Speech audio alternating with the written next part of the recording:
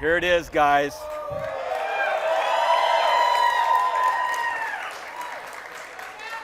So, never before in the history of this car has the jump from generation to generation been so profound as it is with this car. And I'd like to just point out some key aspects that have made that possible. As you can see, the car is clearly wider and lower than today's car. We've managed to get the hood of the car impossibly low, which is so important for that classic roadster feeling. You can see we've brought the nose all the way down and given the car a lot more confidence and attitude this time around. That's something we really got from you, the enthusiast, that you wanted to see that in the car, but still be that Mazda face, still tie in to the Kodo generation of vehicles. If you come around the side here, you'll see that we've pulled this very dramatic fender line and A-post all the way back, again, giving that cab rearward feeling. And we've blacked out the A-post and mirrors. Again, that creates a drama and makes it a lot more contemporary, I feel. Very low dip at the belt line, giving you that open feeling, good visibility when you're driving. And then all the power and strength comes through this hip area and puts the power on the rear wheel, giving them that classic FR proportion. Around the back, very dramatic taper. It pulls all the way into the taillights, and that really accentuates these very wide rear fenders.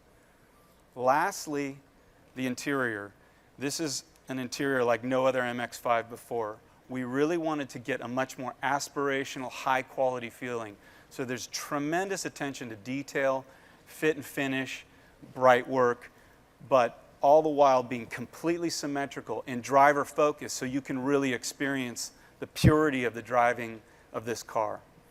So, needless to say, this was a global effort. This is a combination of my team in California, our colleagues in Europe, as well as, of course, our amazing, talented team in Japan. It's really a global effort, and I have to say, I'm truly, truly proud of this result, and I hope you guys are as well.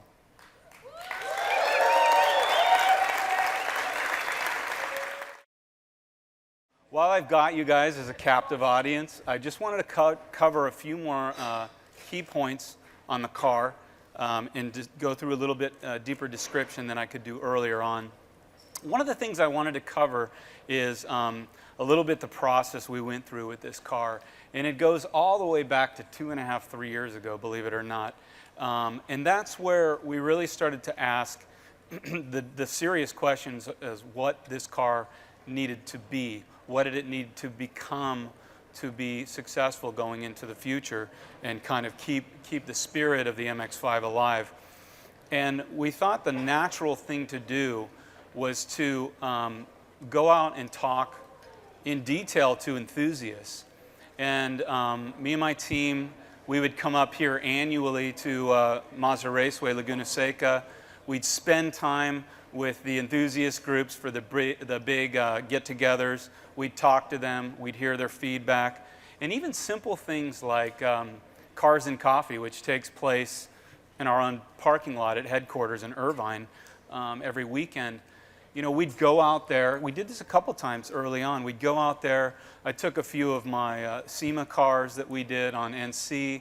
We'd take those out there, video camera, microphone, and ask the simple questions like, A, what do you think of the MX-5? B, if you could have anything on the new one, what would it be? And so we were getting a lot of great feedback. We were sharing that feedback with Japan, of course, which is very important. A lot of it was confirmation of what we kind of felt in our gut, what the car needed to become. Some of it was new. A lot of it was about making the car more contemporary, making the car more aggressive in nature or more sporty in nature. We got a lot of feedback on the interior of the car. People really wanted to see a more aspirational interior, a car that felt more precious in its materials. So we really took that feedback to heart and tried to bring that into this car. The car you see here today is a fully running vehicle, and I'd like to go over a few more points. I know I talked earlier about the car, but I'd like to go in a little bit more detail in the same kind of order.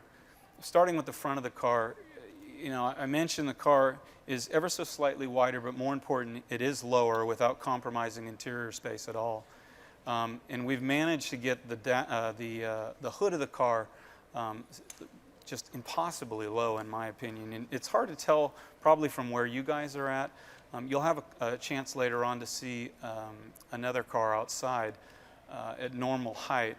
But we've managed to get the engine really low in the car, and that's allowed us to get the hood lower. We also have additional technologies in place to help us with, of course, the most difficult part, which is the pedestrian impact legislation.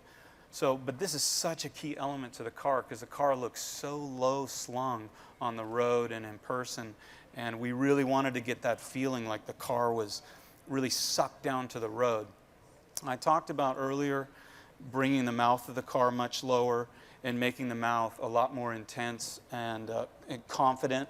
That's obviously something we set in motion with the rest of the Kodo lineup, but we resisted, and there were many versions of this, we resisted the application of the winged trim that's been so prominent on Mazda 3, CX-5, Mazda 6. We resisted that because someone got the car dirty. We resisted that because we just felt like it needed to be pure.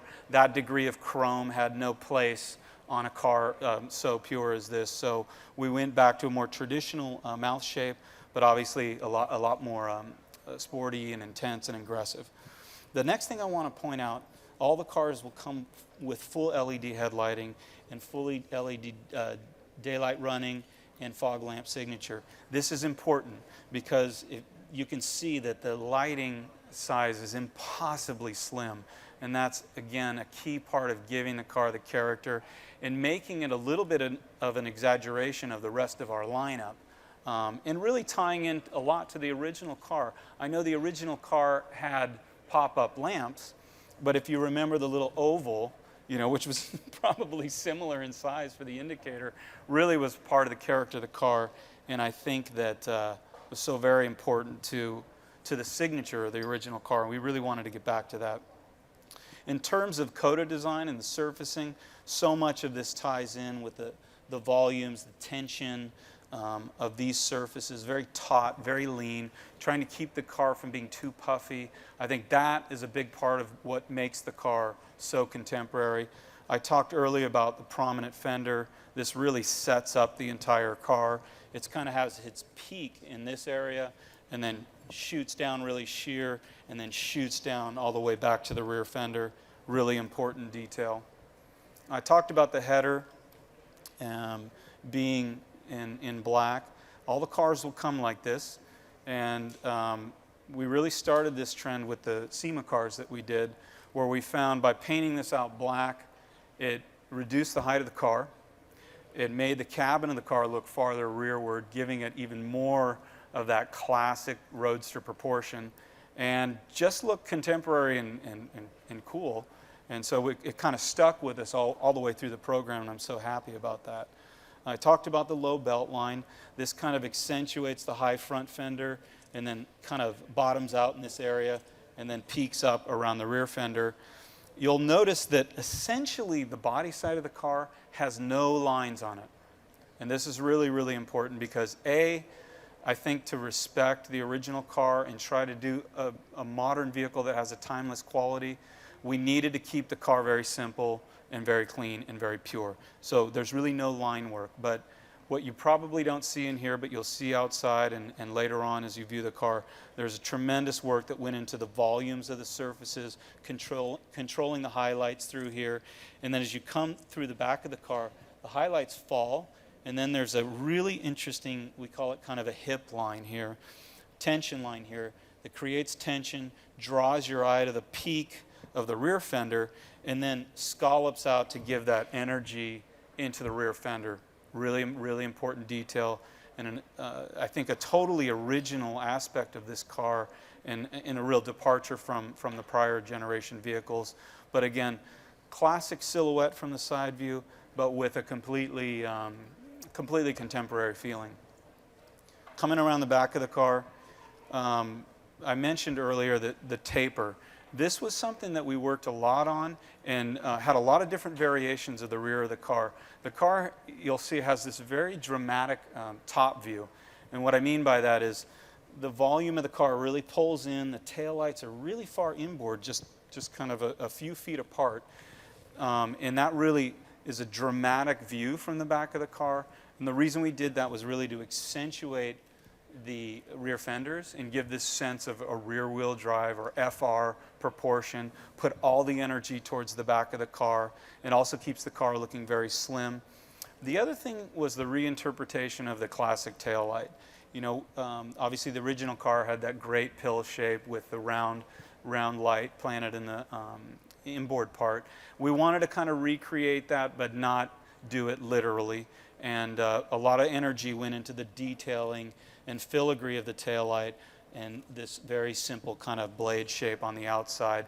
Again, creating a sense of width, but also a little bit of heritage tied in with it. The last big point is really the interior, and unfortunately you can't get a good view from up here. And like I said, we'll look at this downstairs with the other vehicle. But I mentioned we really wanted to get a more aspirational feeling to the interior. Let me come around here. You know, starting with the seating position, the whole interior is really set up with this idea of symmetry. Very compact binnacle. If you remember, the NA, the original car, had that really nice little oval binnacle, really compact, fit in the compact steering wheel. We tried to recreate that sense of proportion with the prominent tachometer in the middle, 3-gauge setup, very compact, and then this idea of perfect symmetry where we have the cylindrical air vents directly on either side. So this was really, again, kind of a labor of love from our interior designer, Julian Montese, to set up the interior this way, keep it very compact, and keep it driver focused, quite frankly. And all the while putting tremendous detail into the trim, the graining of the interior, and really trying to elevate it, trying to get into an area and feeling of a more premium, sophisticated kind of sports car, and what people just simply didn't expect, I think, in this segment. So very, very important. Secondary is the very prominent center console. We wanted the console to be high, and we wanted to keep that compact, low-profile shifter feeling, which is obviously a major attribute of MX-5, and keeping it very clearly kind of shrunk wrapped to the transmission tunnel. Again, very important. And then lastly, keeping this horizontal line, this treatment of the horizontal line, and making just like we kept the hood really, really low, we tried to keep the dash impossibly slim, but still meeting all the key legislation. And that's that idea of lightness in the interior. We didn't want to have this compact, sporty car with this big, bulky interior. So when you do get a chance to sit in this car, you'll see how lightweight the car feels. Actually, there's one more key point, and that's bringing the body color of the exterior into the interior. This also, we worked very hard to get that feeling of Kodo surfacing, the idea that the top surface twists around to the side surface and really relates directly to the kind of form language we have on the exterior, and that will be color-coded depending on, obviously, the color of the car in key trim levels. So that was another big breakthrough for us. I mentioned it earlier, but the material quality on this, I personally believe is a completely new benchmark for us here at Mazda, and will have a profound impact